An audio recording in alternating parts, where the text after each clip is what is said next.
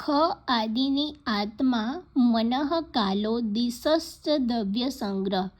यहाँ पे 9 प्रकार के द्रव्य बताए गए हैं। ख मीन्स आकाश, आदिनि मीन्स चारों प्रकार के महाभूत आकाश, वायु, अग्नि, जल और पृथ्वी। आत्मा, मन, काल और दिशा, ये 9 बन के 9 द्रव्य। यहाँ पे 9 द्रव्य बताए हैं और बोला है इंद्रिय जी द्रव्य इंद्रिय, इसमें से जिसके पास इंद्रिय है वो सेंद्रिय, जिसके पास इंद्रिय है उसको चेतन बोलते हैं और जिसके पास इंद्रिय नहीं है उसको अचेतन बोलते हैं। दैट मीन्स सेंद्रियम चेतनम द्रव्यम निरेंद्रियम अचेतनम। यहाँ पे समवाय, समवाय दैट मीन्स क्या है? समवाय दैट मीन्स नित्य, जो नित्य होता है उसको समवाय बोलते हैं और जो अनित्य है उसको संयोग बोलते हैं। जो दोनों चीज़ का यहाँ पे संयोग और समवाय का डिफरेंस बताया है।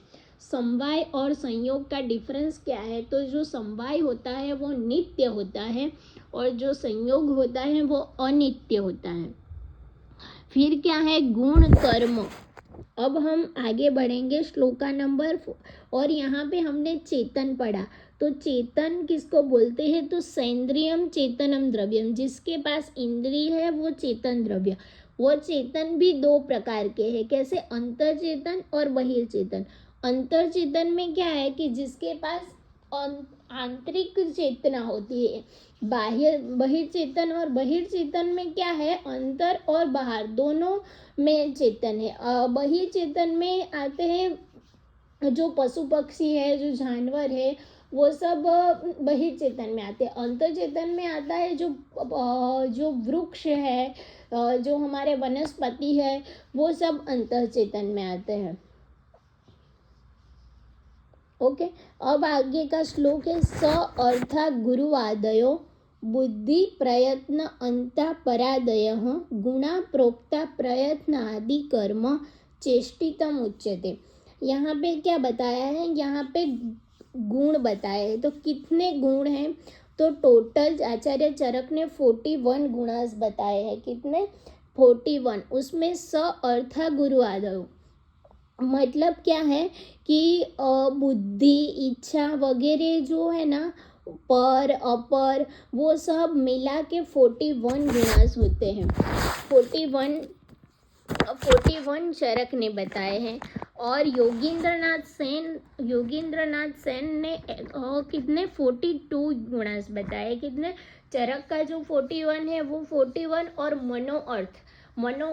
मन के जो अर्थ है उसको भी उन्होंने गुण में ले लिया है। तो योगींद्रनाथ सेन ने 42 गुणास बताए हैं, आचार्य चरक ने 41 गुण बताए हैं। प्रयत्न आदि कर्म चेष्टितम उच्यते। प्रयत्न आदि कर्म, जो चेष्टा होती है ना, उसको कर्म बोलते हैं। कर्म की व्याख्या क्या बताई है? प्रयत्न आदि कर्म। कर्म क्या है? तो प्रयत्न आदि, हम किसी भी चीज़ को करने के लिए जो एफर्ट्स लगाते हैं ना, वो जो प्रयत्न करते हैं उसको कर्म बोलते हैं। प्रयत्न आदि कर्म चेष्टितम उच्यते। अब हम समवाय, हमने गुण पढ़ लिया। गुण कितने होते हैं? तो 41 चरक ने बताए हैं, 42 योगींद्रनाथ सेन ने बताए हैं। योगींद्रनाथ सेन ने 41 प्लस मनोअर्थ बताया है। फिर हमने कर्म देखा, कर्म में क्या बताया है? तो प्रयत्न आदि कर्म चेष्टितम उच्यते। जो प्रयत्न आदि कर्म चेष्टितम उच्यते, दैट मीन्स क्या होता है? जो हम एफर्ट्स करते हैं ना, जो हम एफर्ट्स लगाते हैं, कोई भी चीज़ को करने में एफर्ट लगाते हैं, वो कर्म होता है। अब हम पढ़ते हैं समवाय के बारे में। समवायो अपृथक भाव। यहाँ पे ये बहुत इम्पोर्टेंस है, इसको कभी भी आपको भूलना नहीं है। अपृथक भाव, अपृथक डेट मीन्स जो कभी भी अलग ना हो सके। मतलब जो, अगर आपने स्वेटर पहना है तो वो स्वेटर किससे बना है? धागे से बना है। तो स्वेटर से अगर आप धागा निकाल देते हो तो स्वेटर का नाश हो जाता है। तो डेट मीन्स वो क्या है? एक अपृथक भाव है, जो कभी भी अलग नहीं होने वाला भाव है। ऐसा भाव समवायो अपृथक भाव, याद रखो क्या है, समवायो अपृथक भावो भूम्यादीनां गुणैर्मत सनित्य यत्र हि द्रव्यम न तत्र अनियतो गुण। पृथ्वी आदि द्रव्यों के जो गुणों के समवाय पृथक भाव एकता रूप जो संबंध होते हैं वो सत्य है, समवाय नित्य है। उसके कारण द्रव्य है एकता रूप। ओके, ये हमने पढ़ लिया।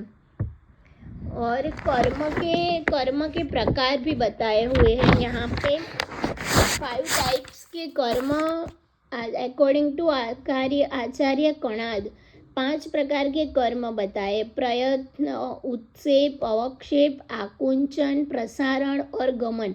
ये बहुत यूजी के लिए इम्पोर्टेंस नहीं है। ये जो हमारी AIPGT की एंट्रेंस की एग्ज़ाम आती है उसमें ये पूछ सकते हैं कि 5 प्रकार के लौकिक कर्म कौन से हैं, लौकिक कर्म किसने बताए हैं, लौकिक कर्म कितने प्रकार के हैं। तो लौकिक कर्म 5 प्रकार के होते हैं और वो किसके आधार पर होते हैं, तो लौकिक कर्म प्रयत्न के आधार पर होते हैं। और क्या क्या है, तो आकुंचन, प्रसारण, गमन, उत्क्षेप, अवक्षेप। क्या, उत्क्षेप, अवक्षेप, आकुंचन, प्रसारण और गमन। और फिर यहाँ पे समवाय का एक उदाहरण, इह तंतु पटस्य, मतलब ये क्या है कि एक संयोग होता है ना, कोई भी अगर तंतु संयोग पटस्य असमवाय, संयोग होता है वो असमवाय होता है। और जो समवाय होता है ना, समवाय होता है वो नित्य होता है और संयोग होता है वो अनित्य होता है। अब द्रव्य की डेफिनेशन देखो, यहाँ पे सबकी डेफिनेशन बताई है। पहले गुण के बारे में बताया, गुण कितने हैं, फिर उन्होंने समवाय के बारे में बताया। अब द्रव्य के बारे में बताते हैं। तो द्रव्य क्या है, यत्र आश्रिता कर्म गुणा कारण समवाय यत् द्रव्यम। कर्म गुणा, जिसके अंदर कर्म और गुण समवाय कारण से, समवाय संबंध से है। यत्र आश्रिता कर्म गुणा, कर्म और गुण जिसके अंदर समवाय संबंध से है। समवाय संबंध से दैट मीन्स वो अलग नहीं होने वाले। जैसे कि कोई द्रव्य है, अगर हमें द्रव्य की डेफिनेशन बताए, पिपली लेते हैं तो उसका कर्म है, पिपली जो कर्म करती है, पिपली पाचन में कर्म करती है क्योंकि उसके पास उष्ण गुण है। ओके, उसका गुण उष्ण है, वो कर्म पाचन करती है। तो ये पाचन कर्म और उष्ण गुण जो दो है वो समवाय संबंध से, वो अलग नहीं होने वाले संबंध से जुड़ा हुआ है। अगर वो पाचन नहीं करेगी, अगर वो उष्ण नहीं है तो वो पिपली नहीं है। ओके, पिपली है तो उसका उष्ण गुण है और वो पाचन कर्म करेगी। इसलिए यहाँ ये बहुत इम्पोर्टेंट है, यत्र आश्रिता कर्म गुणा कारण समवाय यत् द्रव्यम। समवाय तो निश्चेष्ट कारणम गुणा, ये निश्चेष्ट कारणम गुणा, ये एक गुण की व्याख्या है। निश्चेष्ट कारणम, निश्चय समवाय, ये देखो समवाय कारण और समवाय द्रव्य की डेफिनेशन में भी समवाय आता है और गुण की डेफिनेशन में भी समवाय आता है। और गुण की डेफिनेशन में जो समवाय आता है ना, उसमें समवाय बड़ी ई की मात्रा है। समवाय, देखो मैं आपको लिख के बताती हूँ, आपको पता चले। ये देखो मैं अच्छे से बताती हूँ, सॉरी। ये समवाय, ओके, ये किसके अंदर आता है, गुण के अंदर आता है। और ये समवाय किसके अंदर आता है, द्रव्य के अंदर। ये बहुत, मैं आपको बता रही हूँ, आपको अभी हंसना आएगा, लेकिन ये बहुत इम्पोर्टेंट है, ये याद रखना है। ये द्रव्य की डेफिनेशन में आता है और ये गुण की डेफिनेशन में आता है। ये गुण की डेफिनेशन में आता है और ये समवाय द्रव्य की डेफिनेशन में आता है। ओके,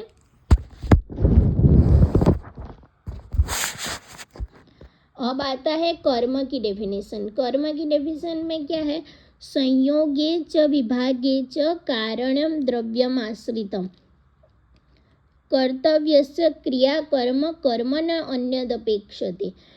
कर्म किसी की अपेक्षा कर्म न अन्यद अपेक्षते। संयोग में और विभाग में जो कारण होते हैं ना, वो द्रव्य के आश्रय वाले होते हैं, द्रव्य के आश्रय वाले होते हैं। और कर्तव्य की क्रिया रूप कोई भी कर्तव्य होता है, अगर कोई भी क्रिया होती है, कोई भी कर्म होता है ना, उसको हम कर्म बोलते हैं। कोई भी क्रिया होती है ना, वो कर्म होता है। ओके, एक कर्म बीजा कर्म और वो कर्म होता है ना, वो दूसरे कर्म की अपेक्षा नहीं रखता है। संयोगे च, ये श्लोक आपको बाय हार्ट कर देना है। संयोगे च विभागे च कारणम द्रव्यम आश्रितम कर्तव्यस्य क्रिया कर्म कर्म न अन्यदपेक्षते। कर्म जो होता है वो अन्य की अपेक्षा नहीं करता है, कर्म न अन्यदपेक्षते। पर किसकी अगर क्रिया आती है ना, तो क्रिया की अपेक्षा करता है। कर्म न अन्यद अपेक्षते, अन्य की अपेक्षा नहीं करता है, कर्म सिर्फ क्रिया की अपेक्षा करता है। अगर कोई भी क्रिया होती है तो कर्म होता है। अगर हमको कोई काम करना है, कर्म करना है, तो उसमें क्रिया करनी पड़ती है ना। हम कोई क्रिया करते हैं, हम लिखते हैं, तो लिखने का कर्म होता है। इसलिए और किसी की अपेक्षा नहीं करता है, पर क्रिया की अपेक्षा करता है। जो कर्म होता है वो क्रिया की अपेक्षा करता है।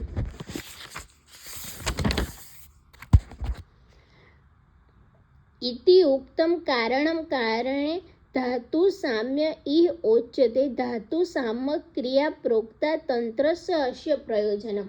तंत्रस्य अस्य प्रयोजनम, ये कोटेशन रख के एग्जाम में पूछ सकते हैं। पूछेंगे कि धातु साम्य क्रिया प्रोक्ता डैश डैश डैश, और अगर ये पूछेंगे धातु साम्य डैश डैश डैश तंत्रस्य अस्य प्रयोजनम, हमारे तंत्र का प्रयोजन क्या है, तो धातु साम्य क्रिया। धातु साम्य क्रिया, धातु हमारी बॉडी की जो प्रक्रिया है उसको क्या है, सम करने की, उसको पैथोलॉजी के फॉर्म में जो है अगर बिगड़ी हुई है तो उसको फिजियोलॉजिकल ऑर्डर में लाने के लिए सभी धातुओं को, जो रस रक्त मांस में दस्ती मज्जा शुक्र है, उसको उसकी सम दिशा में रखने के लिए, उसको सम लेवल में रखने के लिए जो क्रिया करनी पड़ती है, वो हमारा तंत्र का प्रयोजन है। तंत्रस्य अस्य प्रयोजनम, तंत्रस्य अस्य प्रयोजनम क्या है, धातु साम्य क्रिया प्रोक्ता। हमारी धातुओं की साम्य क्रिया है, धातुओं को सम करने की क्रिया। क्या, कौन सी क्रिया, धातुओं को सम करने की क्रिया है, वो तंत्रस्य अस्य प्रयोजनम, वो तंत्र का प्रयोजन है। और हम आगे जब चरक सूत्र 9 पढ़ेंगे ना, तो चरक सूत्र 9 में एक दूसरा भी कोटेशन है, वो है विकारो धातु वैषम्यम साम्यम प्रकृतिर उच्यते सुख संज्ञकम आरोग्यम। विकारो धातु वैषम्यम, विकार क्या है, तो धातुओं का वैषम्य। हमारी बॉडी में जो रस रक्त मांस में दस्ती मज्जा सूत्र शुक्र 7 प्रकार की जो धातु है ना, उसको विकार बोलते, उसका वैषम्य को विकार बोलते। विकार किसको बोलते हैं, तो धातु वैषम्य को विकार बोलते हैं। और साम्यम प्रकृति उच्यते, अगर वो उसके साम्य, अगर वो उसके सही वो बिगड़ी हुई नहीं है, धातुओं उसकी पैथोलॉजिकल फॉर्म में नहीं है, फिजियोलॉजिकल फॉर्म में ही है, तो उसको प्रकृति बोलते हैं। सुख संज्ञकम आरोग्यम, और सुख जो है ना उसको आरोग्य बोलते हैं। सुख और आरोग्य, दुख और रोग, वो सब एक सिनोनिम्स जैसे है। ओके।